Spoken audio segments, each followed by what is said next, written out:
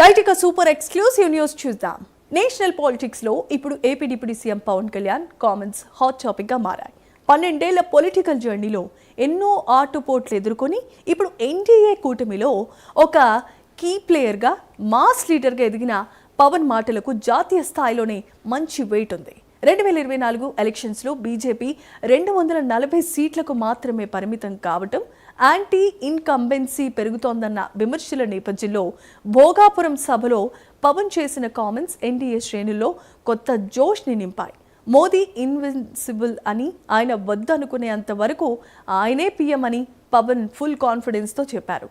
మోదీని ఢీకొట్టే single leader లేకపోయినా India కూటమి స్ట్రాటజీలు చూస్తూ ఉంటే 2029 ఎలక్షన్స్ బిగ్ ఫైట్గా మారబోతున్నాయి. మరి ఎన్డీఏలో కీలక భాగస్వామిగా ఉన్న పవన్ అంచనా నిజమవుతుందా?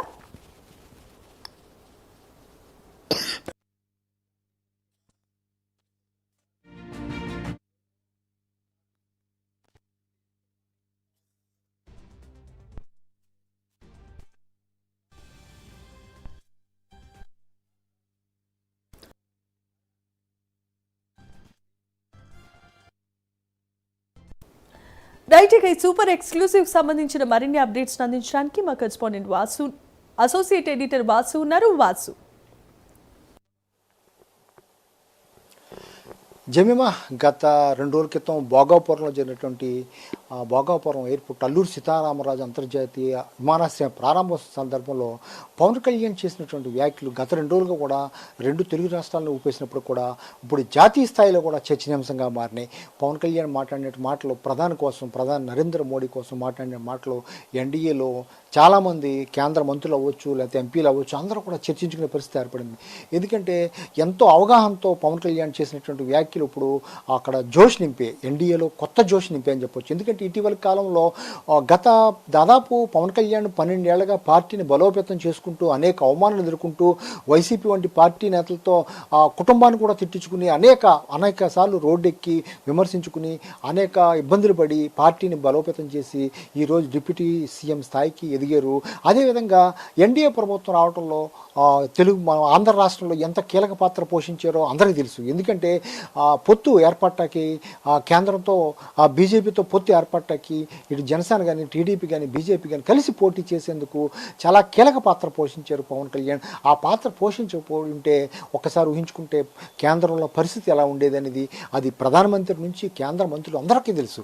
అంటే పవన్కి అంత వెయిట్ ఇచ్చే పరిస్థితి ఏర్పడింది. గత 12 ఏళ్ల నుంచి మారిన పరిణామాలు కానీ, ఇటీవల జరిగిన పరిణామాలు కానీ ఆయనకి అంత వెయిట్ ఇచ్చే పరిస్థితి ఏర్పడింది. కానీ గత కొన్ని రోజులుగా చూస్తున్నట్టు ఢిల్లీలో జరుగుతున్న పరిణామాల నేపథ్యంలో ప్రతిపక్షాలు ప్రధానిపై ఏ స్థాయిలో దాడి చేస్తున్నాయో, ఏ స్థాయిలో ఆయన దిగజార్చే ప్రయత్నం చేస్తున్నాయో మనం చూస్తున్నాం.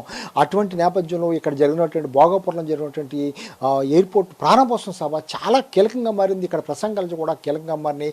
ప్రధానంగా జాతీయ స్థాయిలో పవన్ కళ్యాణ్ ప్రసంగం చాలా చర్చనీయాంశంగా మారింది. ఎందుకంటే ఎన్డీఏ ప్రభుత్వం ఏర్పడటాకే పవన్ కళ్యాణ్ ప్రధానమైన కారణం. అనేక సార్లు పవన్ కళ్యాణ్ కూడా ఈ పొత్తు ఏర్పడటానికి నేను ఎంతో కృషి చేసిన ఆయన బహిరంగంగా చెప్పడం జరిగింది. అదే స్థాయిలో ప్రధానమంత్రి కూడా పవన్ కళ్యాణ్కి ఎక్కడ ఏ వేదిక మీద అయినా సరే, ఎక్కడ గెలిచిన తెలుగు రాష్ట్రాలు ఎక్కడున్నా సరే ఆయనకి ఆ ప్రత్యేకమైన గౌరవం. మన భోగాపురంలో కూడా ఆయన మాట్లాడినటువంటి మాటలు ఒకసారి ప్రధాని గురించి మాట్లాడి ఒకసారి గుర్తు చేసుకుంటే ఇటువంటి నాయకుడు మళ్ళీ దొరకరు. ఇటువంటి నాయకుడు దాదాపు 12 ఏళ్ళగా అసలు సెలవే లేకుండా పనిచేస్తున్నారు. ప్రధానమంత్రి నరేంద్ర మోడీ తనకు తానుగా ప్రధానిగా వద్దు అనుకుంటే తప్ప ఆయన కొట్టే నాయకులు ఎవరు లేరని చెప్పే పరిస్థితి ఏర్పడింది. ఈ కీలకమైన వ్యాఖ్యలు ఢిల్లీని కూడా తాకి జాతీయ స్థాయిలో కూడా అనేక రాష్ట్రాల్లో కూడా అనేక మంది ఎంపీలు కూడా కొంత బూస్ట్, వాళ్ళందరికీ కూడా కొంత ఉత్సాహం వస్తుంది. ఎందుకంటే ఈ మధ్య జరిగినట్టు పరిణామాల్లో కాస్త నిరసించినప్పుడు కూడా పవన్ కళ్యాణ్ యొక్క ప్రసంగం మరింత ఉత్సాహపరిచే పరిస్థితి ఏర్పడింది. ప్రధానమంత్రి కూడా అదే వేదిక మీద ఆయనకి చాలా వెయిట్ ఇచ్చారని చెప్పొచ్చు. పవన్ కళ్యాణ్ కూడా గతంలో కంటే చాలా ఆయనకి వెయిట్ పెరిగిందని కూడా చెప్పొచ్చు. ఎన్డీఏ ప్రభుత్వంలో ఎన్డీఏ సమావేశాలు జరిగినప్పుడు కానీ, లేకపోతే ఢిల్లీ వెళ్ళినప్పుడు కానీ, లేకపోతే ఆయన హెల్త్ బాగోపోతే హైదరాబాద్ ఇంటికి వెళ్ళి పరామర్శించడం కానీ, ఈ పరిణామాలన్నీ కూడా ప్రధానమంత్రి ఎందుకంత పవన్ కళ్యాణ్కి అంత ప్రాధాన్యత ఇస్తున్నారంటే ఇప్పుడు అందరికీ అర్థమవుతుంది. ప్రధాని కోసం ఆయన చేసింది కూడా అక్కడ యువత కొంతమంది జంతర్ మంతర్లో ధర్నా చేసినటువంటి వాళ్ళు మాట్లాడుతుంటే నా కన్నీళ్ళు వచ్చినాయని కూడా చెప్పే పరిస్థితి ఏర్పడింది. ఇవన్నీ కూడా ఈయన తెలుగులో మాట్లాడినప్పుడు కూడా మొత్తం కూడా చంద్రబాబు అయితే ఆయనకి మొత్తం వివరించడం జరిగింది, ఇంగ్లీష్లో వివరించడం జరిగింది. ప్రధానమంత్రి కూడా చాలా ఇంట్రెస్ట్గా ఆయన మాట్లాడినట్టు ప్రసంగాన్ని కూడా చూడటం మనం అంతా చూసాం. కానీ గత 2 రోజుల నుంచి కూడా తెలుగు రాష్ట్రాల్లో చర్చనీయాంశం కూడా కొంచెం తాజాగా జాతీయ స్థాయిలో పవన్ కళ్యాణ్ మాటలు చాలా కీలకంగా మరి ఇప్పుడు 2024లో పూర్తి మెజార్టీ రాపోయినప్పుడు కూడా మొత్తం ఎన్డీఏ ప్రభుత్వం ఏర్పడటం జరిగింది, మిత్ర పక్షాలతో కలిపి మొత్తం కూడా ఏర్పడటం జరిగింది. ఈ మధ్య జరిగినటువంటి జంతర్ మంత్రులు జరిగినటువంటి కాక్రోచ్ పార్టీ కానీ ఇతర పరిణామాల నేపథ్యంలో ప్రధానమంత్రి యొక్క ప్రతిష్టని కాస్త దెబ్బతీసేందుకు విపరీతమైన ప్రయత్నం చేశారు. ప్రతిపక్షాలు అవ్వచ్చు, లేకపోతే మిగిలిన వాళ్ళు అవ్వచ్చు చేశారు. ఇటువంటి పరిస్థితుల్లో ఒక్కసారిగా ప్రధానమంత్రిని ఆకాశానికి ఎత్తే విధంగా పవన్ కళ్యాణ్ లాంటి నాయకుడు మాట్లాడటంతో యువతలో కూడా చాలా పాజిటివ్గా మారే పరిస్థితి ఏర్పడింది.